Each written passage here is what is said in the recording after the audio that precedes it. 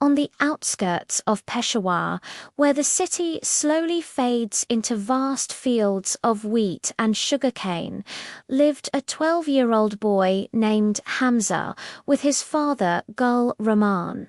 Their small mud brick house stood right beside their farmland, not far from the old ring road.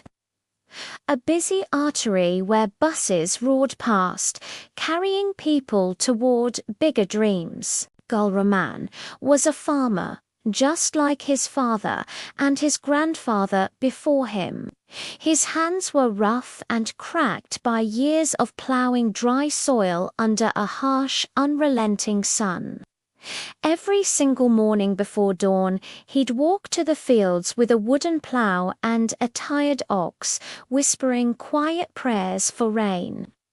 Farming was an uncertain life, full of risks and worries, but it was all he knew and all he had.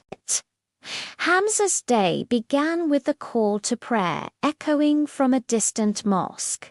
Before school, his first task was to help his father irrigate the fields. He'd guide the precious water through narrow channels, his bare feet sinking into the cool, dark mud.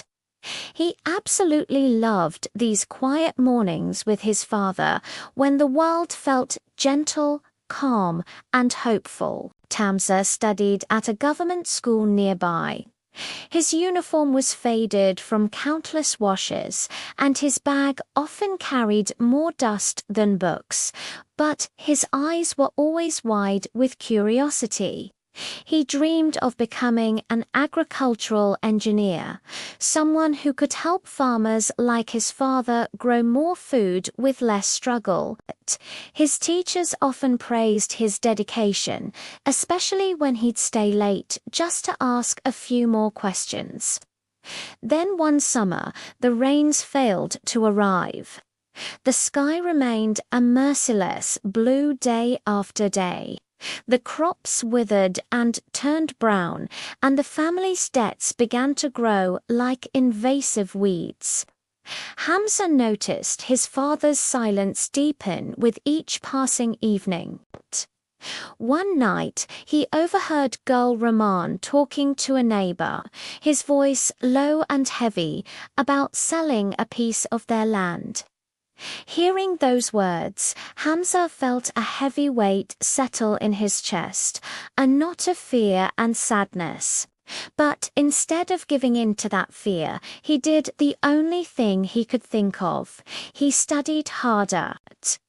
He borrowed old, worn-out books, read under the single flickering bulb during the frequent power cuts, and listened intently whenever the radio broadcasted programs about modern farming techniques.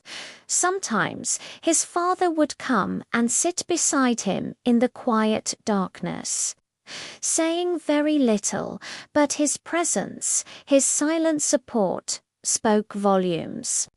When the school announced a district-wide science competition, Hamza saw a small flicker of opportunity.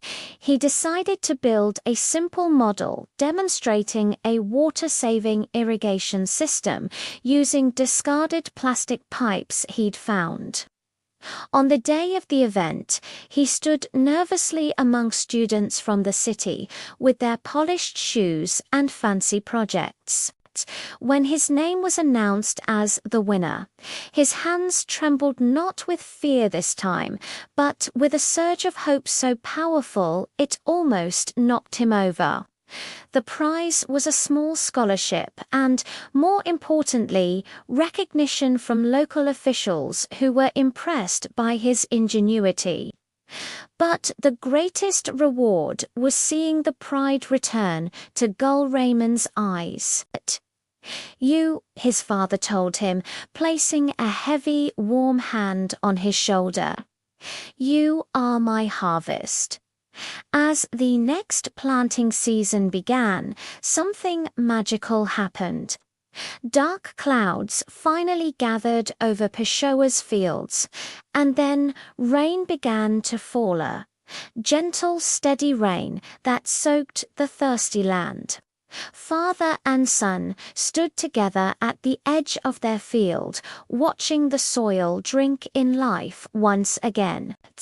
Beyond the bustling ring road, among the simple fields and quiet prayers, a new future, nurtured by a boy's dream and a father's love, was finally taking root. Thanks for watching.